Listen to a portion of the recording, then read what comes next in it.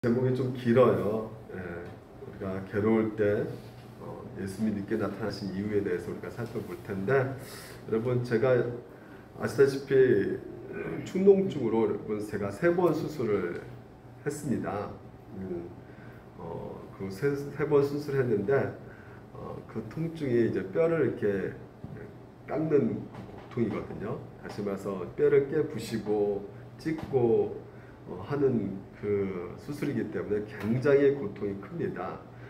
통증이 너무나 심하죠. 그래서 제가 지금 상태는 4번째 수술을 받아야 될 상황이지만 그 고통이 너무나 크기 때문에 먼저 두려움이 앞서 있어서 좀처럼 이 수술을 4번째 수술을 받지 못하고 있는 상황 가운데 있어요. 여러분 이런 고통들이 누구나 다 있지요. 여러분이 겪고 있는 크고 작은 사건, 어려움들 말미암아 우리 안에서 여러 가지 고통 속에서 두려움을 가지게 됩니다. 왜 우리 가운데 이 고난이 두렵고 그러는가? 그 이유를 볼 때 이 고통이 있다는 것이죠. 멀쩡하게 살다가 갑자기 병원 갔더니 암이라는 진단을 받게 되면 두려울 수밖에 없는 것입니다. 왜 그럴까요? 고통이 따를 수밖에 없기 때문에 그렇습니다. 그래서 이런 고통은 여러 가지로 우리가 생각해 볼 수가 있는데, 아까도 말했지만 신체적 고통이 있을 수가 있어요. 그리고 또 환경적 고통이 있습니다. 다시 말해서 환경에서 오는 고통은 우리 마음 가운데 그리고 우리 정서 가운데 굉장히 괴롭히는 고통이기도 합니다. 그래서 보통 시간이 흐르면 흐를수록 이 환경에서 오는 고통들이 점차 늘어나게 되는데요.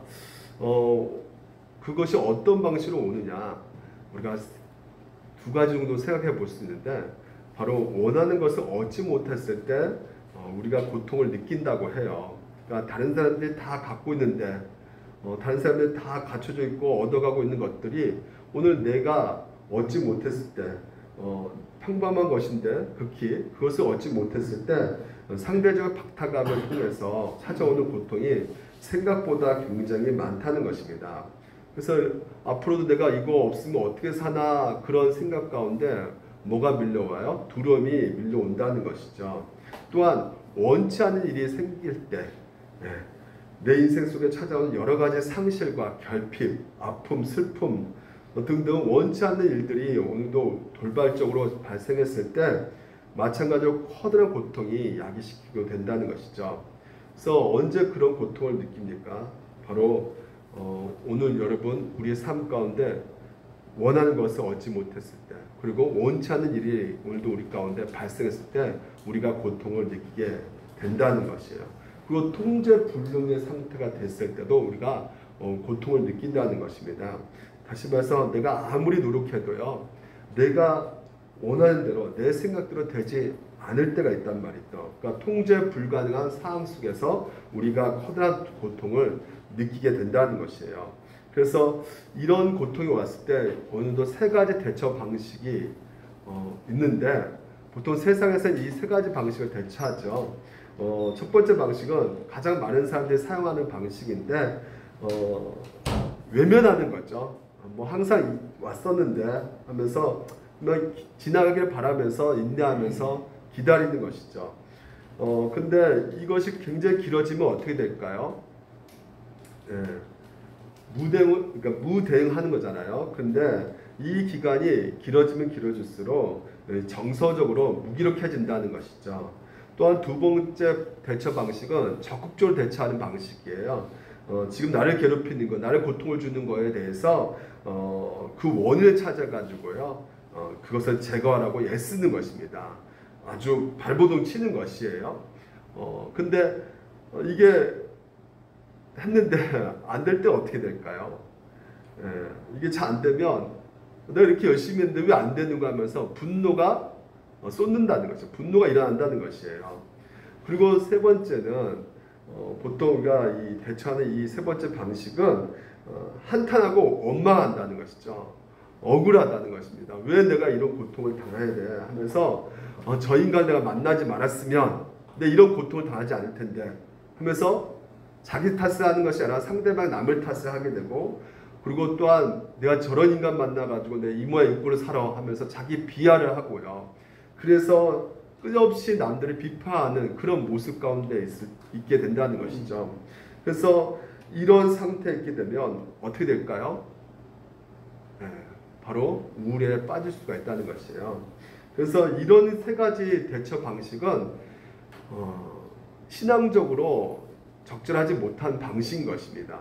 왜냐하면 이 고난이라는 것은 누구에게 속한 것이냐면 하나님께 속한 것이기 때문에 하나님의 섭리 가운데 있다는 것입니다. 그러니까 고난이라는 것은 하나님의 뜻이 있는 것이에요. 그 의미가 있는 것입니다.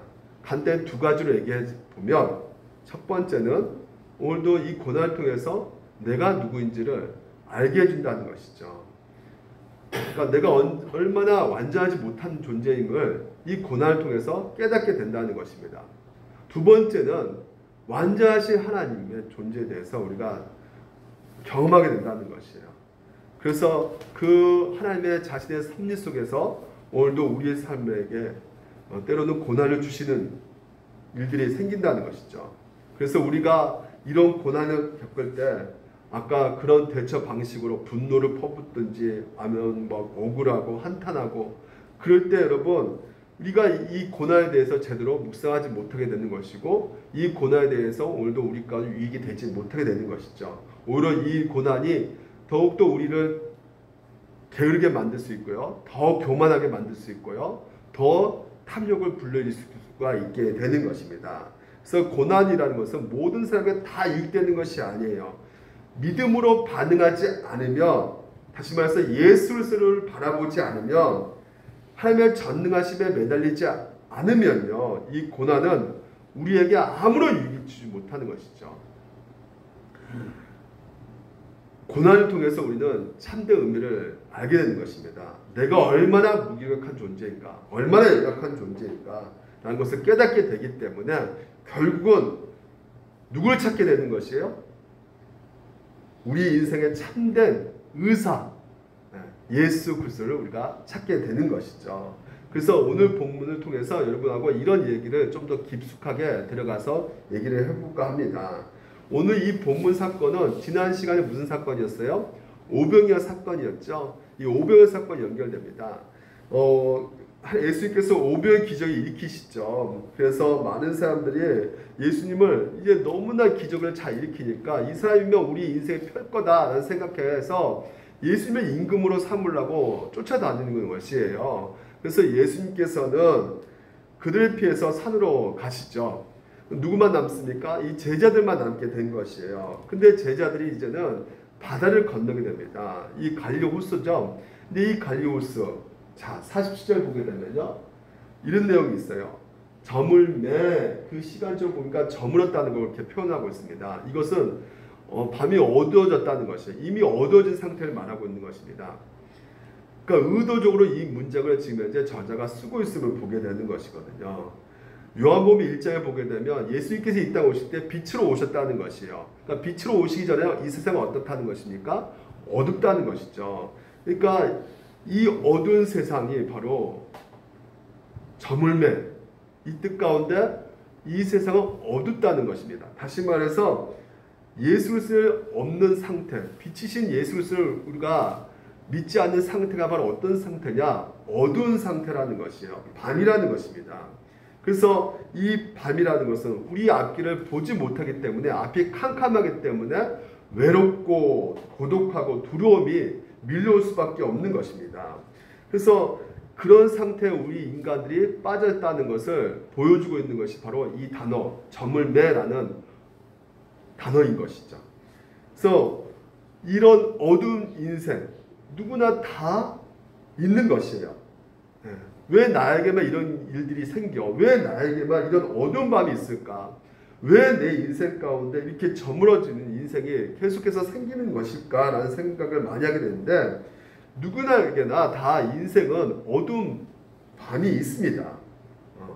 서로 이야기하지 않을 뿐이지 특히 나이가 먹으면 먹을수록 이것을 더욱더 더 경험할 수가 있게 되는 것이죠.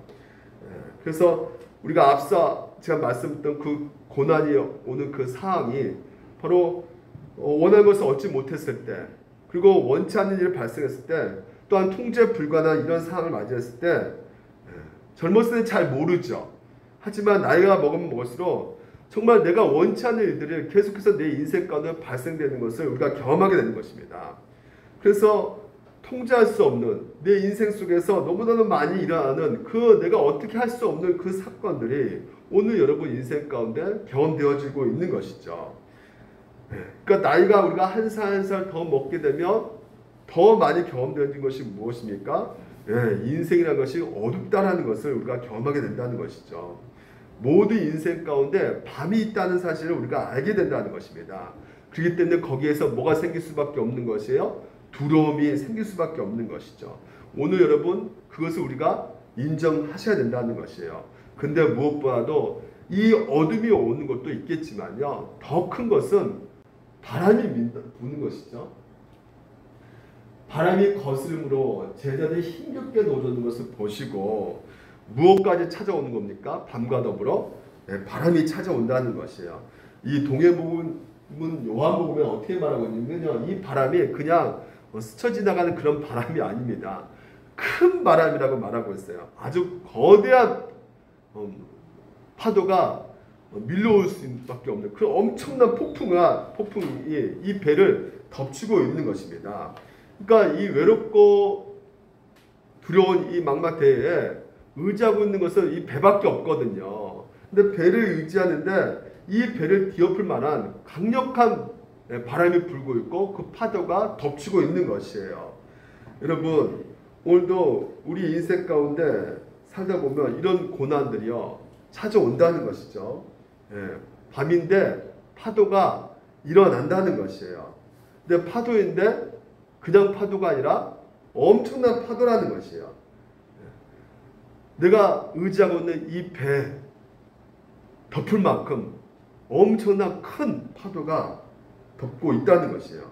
내가 큰 용시 부리지 않고 살았는데 내가 이렇게 평범하게 살고 싶은데 그 평범한 일상을 뒤집어 엎을 만한 그런 우리 가운데 엄청난 인생의 거대한 위기가 우리 가운데 찾아오는 것이죠. 그 순간이 무엇일까요? 바로 고통의 순간이고 그 순간이 바로 두려움이 생길 수밖에 없는 순간이라는 것입니다. 그래서 이 인생의 어두운 밤을, 이 거대한 파도를 어떻게 우리가 돌파할 수 있는가? 먼저 우리는 우리 스스로 힘있게 노를 저어본다는 것이죠. 근데 제자들이 노를 저어 몇 리요? 10여 리. 10리 정도 간다는 것은 몇 킬로 간다는 것이에요, 지금? 한 4km, 5km 정도는 인간 노력으로 열심히 한번 저어봅니다. 어떻게든지 돌파해 보려고 해요. 특히나 이 안드레, 야고보 이 자들은 뭐예요? 다 요한은 어부 출신이었단 말이죠. 근데 능히 베테랑이기 때문에 충분히 이것은 이쯤이야 내가 돌파해 볼 수 있어 하면서 이렇게 힘있게 저어보지만 마지막 힘다까지 정말 있는 힘을 다 쏘아서 저어보지만 결국 이 배가 파손이 있게 봉착된다는 것입니다. 4km, 5km 굉장히 우리 힘으로는 어떻게 할 수 있어요. 1시간, 2시간, 3시간 근데 계속해서 시간이 흘러도 좀처럼 해결되지 않는 그러니까 나의 능력과 의지, 어떤 결단 이것들이 소용이 없을 때가 생기는 일들이 발생한다는 것이죠. 그런 엄청난 위기 속에서 결국 누가 나타나십니까? 바로 예수님께서 나타나신다는 것이에요. 그러면 오늘 제목은 그렇습니다. 아니 예수님께서 그러면 진작에 나타나시지. 이런 파도까지 겪기 전에 미리 막아주시지. 왜 이렇게 또 파도 닥치면 바로바로 고치시지. 무려 4km, 5km까지 가게 되는데 여러분 사람이 노를 줬는데 4km, 5km 가는 거 이거 엄청난 수고예요. 엄청난 노력입니다. 엄청나게 힘이 붙일 수밖에 없는 것이에요. 아마 한 3시간, 4시간, 5시간 정도 노를 저었을 것이에요. 진작 좀 나타나 주시지. 왜 이렇게 힘들게까지 하셔가지고 결국 끝내 나타나시는가? 이런 생각 하지 않겠습니까? 그래서 왜 늦게 나타나셨는지 그 이유에 대해서 여러분 3가지 말씀을 나누고 마치도록 하겠습니다. 첫 번째는 아까도 말씀드렸습니다. 우리가 어떤 존재를 알게 하시기 위해서 예수님께서 늦게 나타나셨다는 것이에요. 보통 여러분 자신을 어떻게 생각하십니까? 여러분 동의 안 할 수도 있겠지만요. 모든 사람은 기본적으로 자신의 능력이 있다는 생각을 늘 하고 있는 존재라는 것이에요. 그러니까 모든 인간의 기본값이 무엇이냐면 나는 능력이 있다. 나는 실력이 있다. 그러니까 예를 들면 이거죠. 나 믿으려면 난 믿는 사람이야. 나 믿을 능력 있어. 이런 생각 가지고 산단 말이죠. 그러니까 자기를 신뢰하는, 그러니까 그러니까 자기 자신을 믿는 거죠. 자신을 믿는 생각을, 경험을 이렇게 계속 쌓으면 쌓을수록 이게 어떻게 됩니까? 더 자기 자신이 강화되는 것이죠. 그러니까 여러분 보통 우리가 예를 들면 사회생활하면 1년, 2년, 3년 이렇게 직장생활 하게 되면 어떻습니까? 실력이 쌓고 쌓이면 어떻게 해요? 자기 실력과 자기 능력에 대한 신뢰도가 굉장히 높아집니다. 그래서 사회는 이런 거야. 이제 조금씩 이제 보이기 시작하니까 말을 하죠. 직장에서 인간관계 바로 이런 거지 뭐. 그러니까 자기만의 어떤 판단과 자기만의 어떤 개념 가지고 그 경험을 통해서 축적해 가지고 계속해서 어떻게 가냐면 자기를 더욱더 신뢰하는 방향으로 흘러간단 말이에요. 이 제자들, 어부들이 바로 그랬단 말이죠. 근데 그 실력을 믿고 갔지만 바다와 싸워서 돌진했지만 제자들이 만난 이 파도는 그들의 실력은 도저히 통제할 수 없는 거대한 파도였다는 것이에요. 그들의 힘과 능력과 그들의 어떤 지혜도 그러니까 자기가 믿고 있던 그 모든 신뢰했던 그들의 생각들이 다 파괴되어졌단 말이죠. 그때 누가 나타나신 것이에요? 예수님이 늦게 나타나신 것이란 말이죠. 노를 힘껏 져가지고 소진할 때, 그러니까 바로 이게 이제 끝이다, 나 못하겠다, 한복선할 때, 그때 예수님이 나타나셨다는 것이요. 왜 그렇다고요? 너라는 존재가 어떤 존재인지를 깨달으라는 것이에요. 우리가 어떤 존재입니까? 우리가 할 수 있는 존재가 아니라 할 수 없는 존재라는 것이에요. 아멘 안 나오죠? 네. 그러니까 고난이 오기 전까지는 우리 그것을 모릅니다. 우리의 삶을 뒤집어 엎을 만한 그 파도가 우리 가운데 오지 않으면 우리는 그것을 알지 못하는 것이에요. 마지막까지 끝까지 의지하고 있는 그거 있지 않습니까? 그것마저도 끊어지게 된다면 그때서야 어떻게 해요? 알게 된다는 것이에요. 오늘 여러분 이 의지하고 있는 제자들이 무엇입니까? 바로 배란 말이에요. 단 하나의 배를 이 난파시킨 만큼 이 거대한 이 폭풍 앞에 이 고난이 찾아오는 가운데 비로소 자기 자신이 어떤 존재를 깨닫게 되는 것이죠.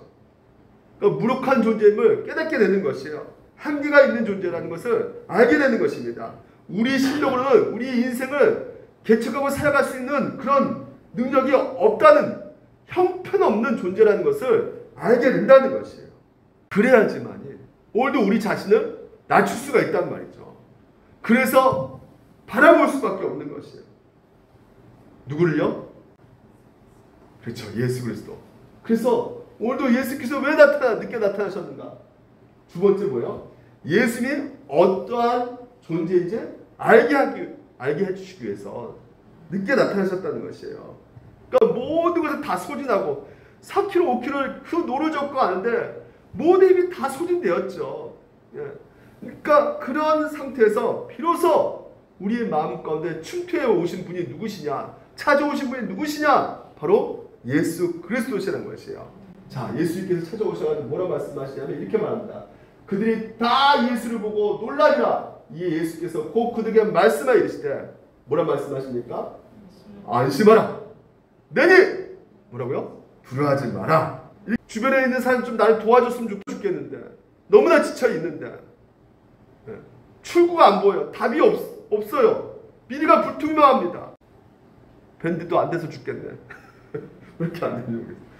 이런 두려움이 우리 가운데 밀려온단 말이에요. 그러니까 우리에게 남은 에너지가 좀 있었으면 좋겠는데 뭐 그런 것도 지금 남아있지 않아요. 정말 우리가 끝까지 걸어가서 진짜 목적지에 도착할 수 있을까? 세상을 뭐라 합니까? 고해라 합니다. 풍랑이 있는 인생이 바로 우리 인생이에요. 그래서 우리는 살아갈 때 두려움이 생길 수밖에 없는 것이에요. 제자들도 두려웠단 말이에요. 그때 예수님께서 나타나셔가지고 두려운 제자들을 향해서 뭐라 말씀하시냐면 안심하라. 내니 두려워하지 말라 이렇게 말하고 있어요. 여러분 이 내니 I am who I am 이 말은 요한복음의 주제입니다. 요한복음에 보게 되면 6장에 나는 누구예요? 나는 스스로 있는 자다. 바로 모세가 하나님께서 내가 어떻게 가야 됩니까? 그랬더니 예수님은 하나님은 어떻게 소개합니까? 나는 스스로 있는 존재다. 하나님이 자기를 그렇게 소개하죠. 모세에게. 예수님께서 정확하게 말합니다. 하나님의 발로 자기를 소개할 때 그렇게 소개한 것처럼 예수님도 바로 누구시다? 하나님이시라는 것이에요. 나는 스스로 있는 존재다라는 것이죠. 그래서 예수님께서 그 요한복음을 보게 되면 여러분 7가지 이거 아시죠? 7 I am 이거 처음 들어보신 거 아니죠? 네. 요한복음 자체가 나는 누구다? 생명의 떡이다. 나는 누구다? 세상의 빛이다. 나는 양의 문이다. 나는 선한 목자다. 나는 부활이고 생명이다. 나는 길이요 진리요 생명이다. 나는 포도나무다. 근데 여러분 이 요한복음이 이렇게 자기 예수님을 자기 자신 이렇게 지금 이제 말을 하고 있어요. 근데 이 앞에 6장에 먼저 딱 등장하고 있는 나다 두려워하지 마라 이것이 먼저 맨 앞에 서 있습니다. 6장에 다시 말해서 이게 맨 앞에 서 있으면서 나머지 것을 다 포함을 해요. 포함시킨단 말이죠. 결국은 생명의 떡이기 때문에 두려워하지 말라는 것이에요. 결국 예수님께서 세상의 빛이기 때문에 두려워하지 말라는 것입니다. 결국 양의 문이기 때문에 두려워하지 말라는 것이에요. 걱정하지 말라는 것이에요. 그러니까 여기서 이 나다 이 말은요 우리가 단순하게 그래 옆에 있으니까 걱정하지 말라는구나 이런 정도가 아닙니다. 예를 들어서 이겁니다. 예솔이 그 최수련 집사님이 아빠가 왔어요. 아빠가 초인종 누르는데요. 아빠가 어떻게 합니까? 누구세요? 그러면 나다. 그러면 어때요? 막 뛰쳐나오죠. 얼마나 수고 많으셨어요. 여보 옷 딱 이렇게 딱 벗어주고 또 아이들은 뭐요? 배꼽 인사하고 아버지 고생했습니다. 그렇게 하시죠?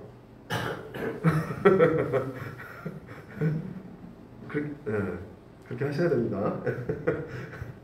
너무 많은 걸 바라는 거 아닙니다. 이거 하셔야죠. 배꼽 인사하고 아빠 너무 좋아 아빠 왔어 하면서 막 아빠가 그냥 안고 막 그러니까 여러분 초인종 누를 때 나다 할 수 있는 분은 딱 누구밖에 없어요? 박상현 성도 한 사람밖에 없습니다. 여러분 지나간 택배 아저씨가 택배 기다리고 있는데 나다 그러는 택배 아저씨 있습니까? 이웃집 아저씨가 와서 나다 그러면 그 문 열어줘야 됩니까? 못 열어줘요. 모르는 소리 들리면 못 열어줍니다. 다시 말해서 나다 이렇게 말하는 사람은 딱 한 사람밖에 없단 말이에요. 전화 걸을 때도 여보 나야 여보 저예요 아내밖에 없고 남편밖에 없는 거예요.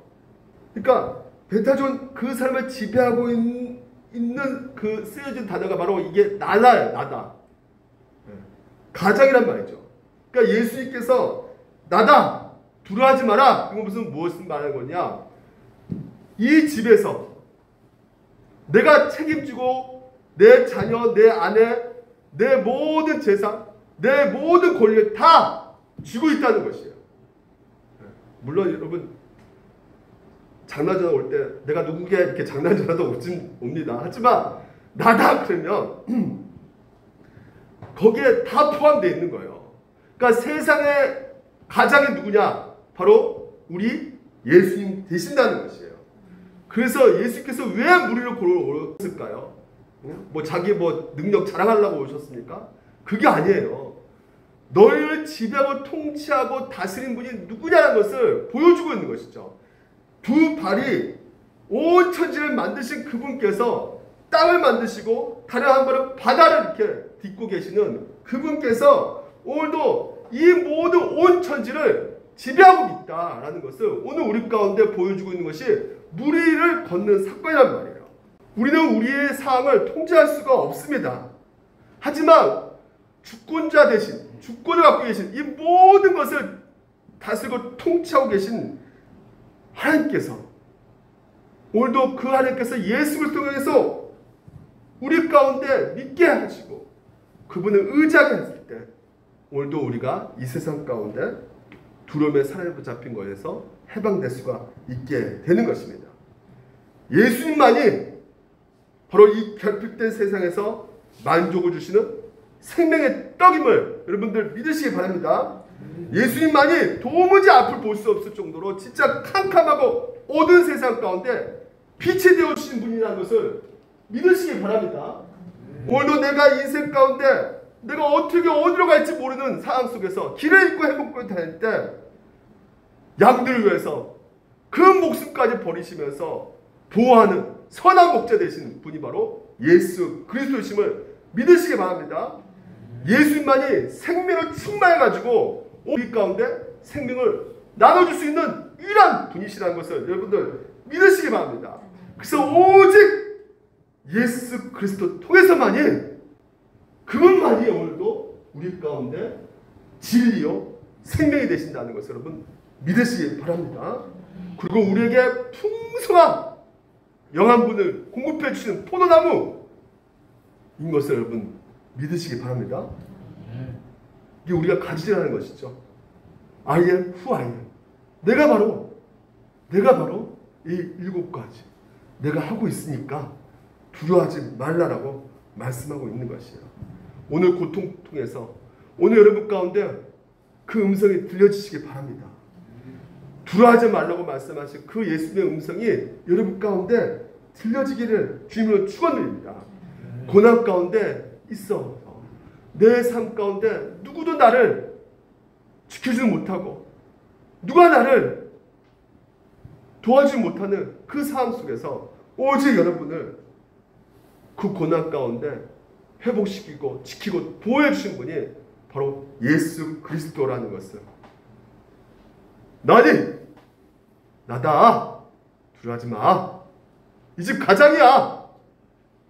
내가 다 지킬 거야. 내가 지킬 재산 다 내 권리야. 내가 할 거야. 걱정하지 마. 안심해. 라고 오늘도 예수님께서 우리 가운데 말씀하고 있는 것입니다. 할렐루야. 그래서 고난 싫어요, 좋아요? 싫죠. 여러분 인생 풍랑 좋아하는 사람이 한 명도 없습니다. 그거 좋아하는 사람은 아무도 없어요. 그러니까 내 인생 가운데 우울한 상황이 계속 이렇게 되는 그 상황, 그러면서 육체가 시들어지고 힘이 다 빠지게 되고 발버둥쳐도 내 뜻대로 안 되고, 근데 그때 누가 보이는 것이에요? 나다! 두려워하지 마라! 이 하나님의 음성이 들려주는 순간에 아, 그렇지. 나를 구원해 주신 분은 오직 예수 그리스도 한 밖에 없으시고 이미 여러분 가운데 그것을 다 이루셨잖아요. 그것을 뭘 통해 보여주셨습니까? 십자가를 통해서 여러분의 그 절망 가운데, 그 고통 가운데 모든 것을 회복시켜 주신 그 장면이 바로 이 십자가 통해서 성취해 주셨단 말이죠. 그 예수님께서 오늘도 내가 고난받을 때 비로소 보이게 되는 것이에요. 마지막 세 번째입니다. 모든 것이 그래서 하나님의 은혜임을 알게 해주신다는 것이에요. 우리가 잊지 않았지만 다른 동행 본문에서 보게 되면요, 베드로가 나 좀 물 위에 걷게 해주세요 그렇게 말합니다. 예수님께 청합니다. 오라 하시니 베드로가 배에서 내려 물 위로 걸어서 예수께로 가되 어떻게 해요? 바람이 분단 말이죠. 그래서 어떻게 돼요? 무서워 빠져서 소리 질러 이래. 주여 나를 구원하소서. 예수께서 즉시 손을 내밀어서 어떻게 하고 있습니까? 그를 붙잡으시며 믿음이 적은 자 왜 의심하느냐? 가 예수님께서 물에 건너오니까 나도 물에 걷겠다고.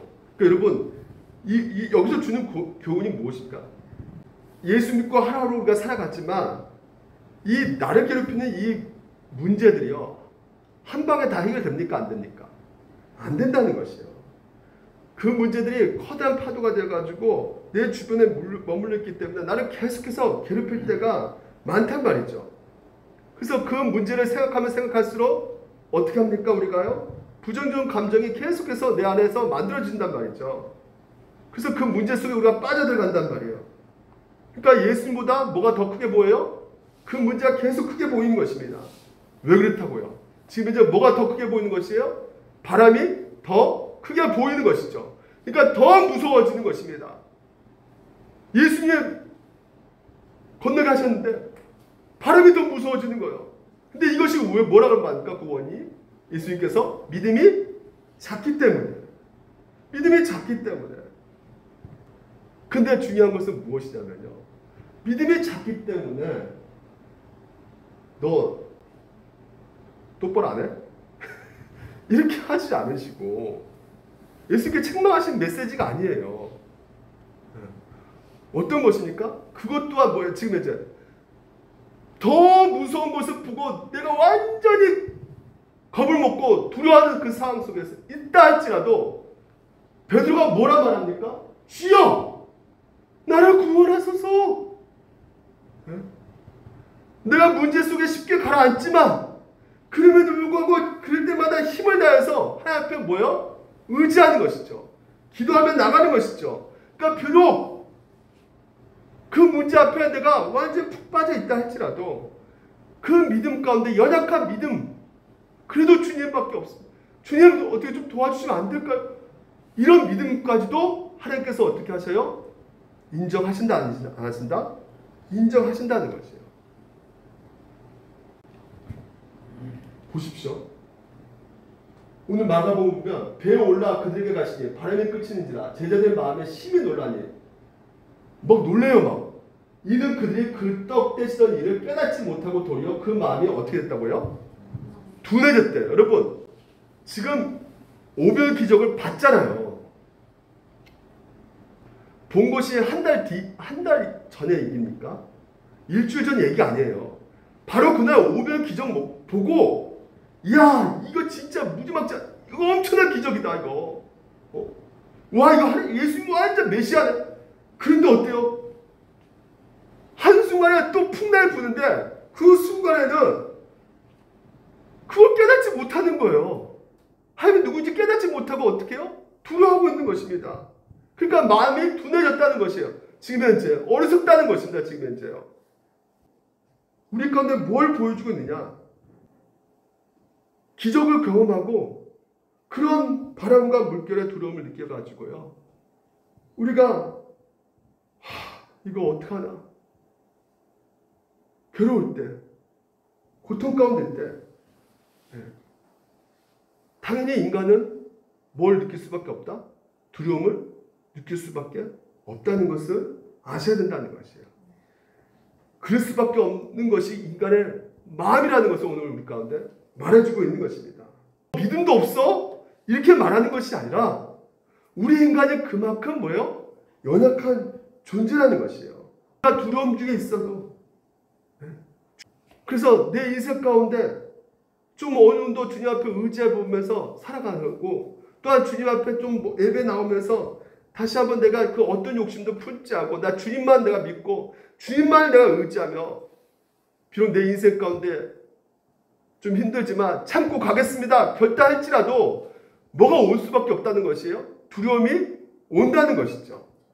예배 그 은혜를 경험하면서도 불구하고 그래 다 괜찮을 거야. 그래 잘 될 거야.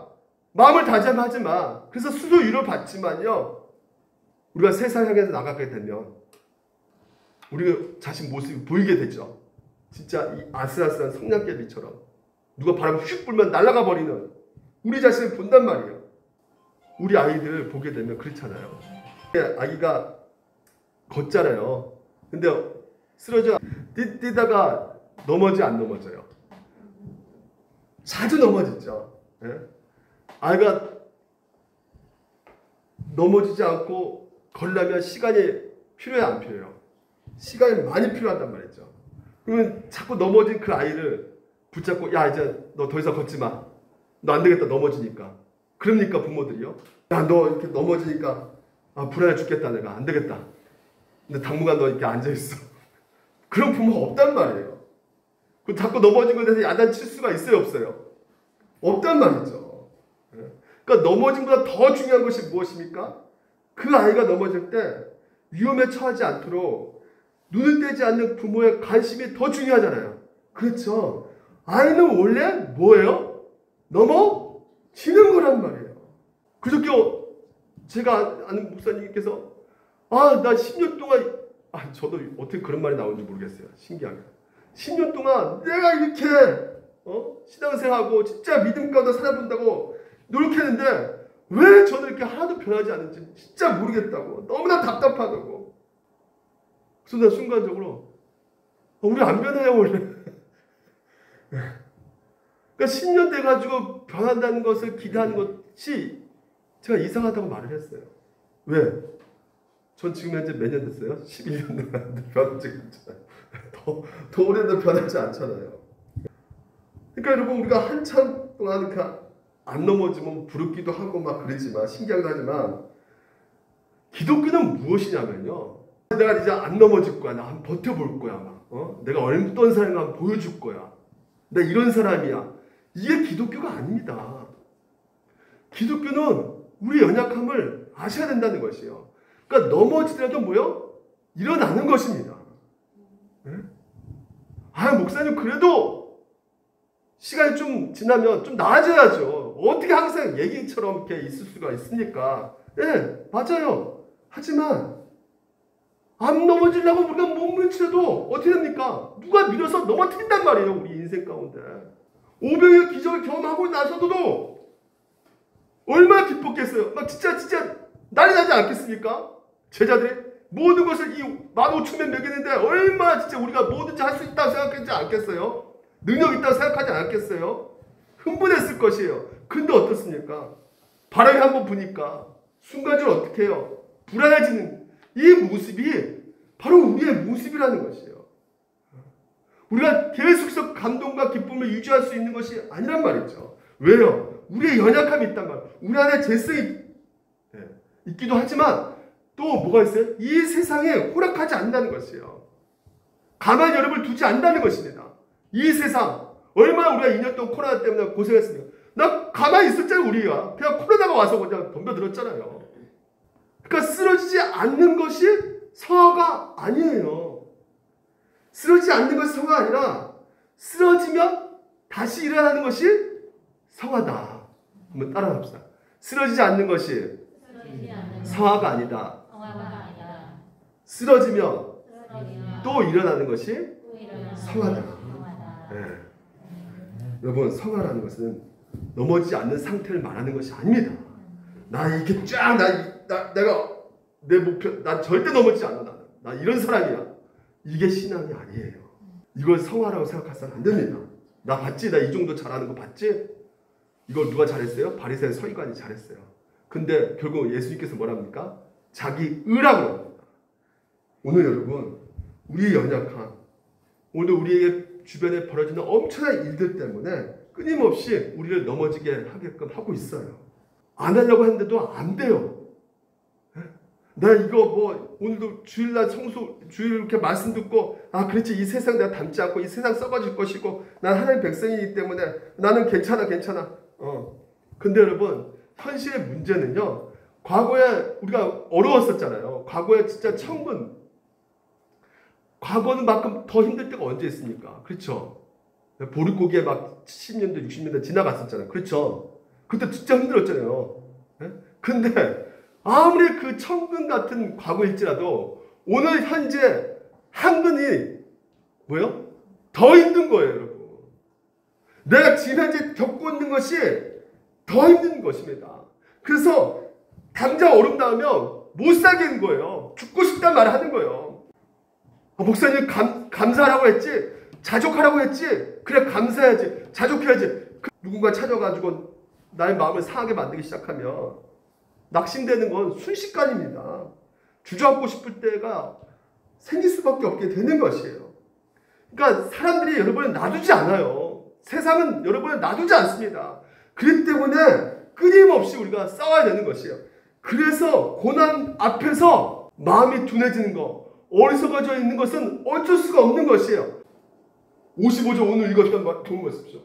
온 지방에 달려 돌아다니며 예수께서 어디 계시다는 말을 듣는 대로 병든 자를 침상지로 메고 나오니, 그러니까 얼마나 지금 현재 뭐 개념이 없는 거예요. 막 침상지 들고 나옵니다.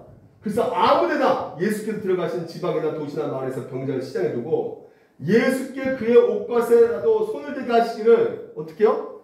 간관이 손을 대는 자는 다 고침을 받더라는 거예요.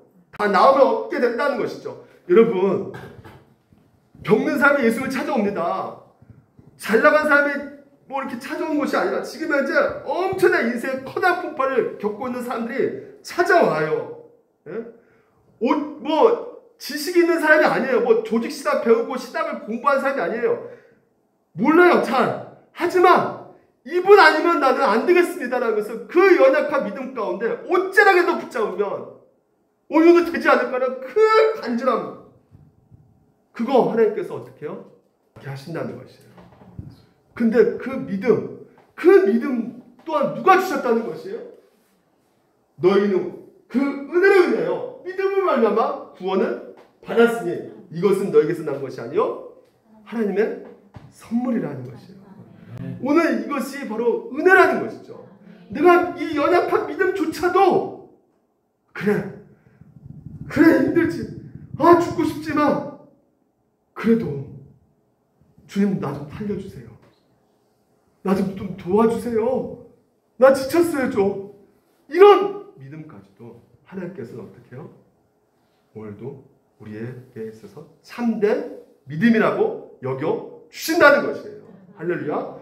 그런데 그 믿음도 누가 주셨다는 거예요? 하나님이 주셨다는 거예요. 그래서 이게 바로 은혜라는 것이죠. 제 충농증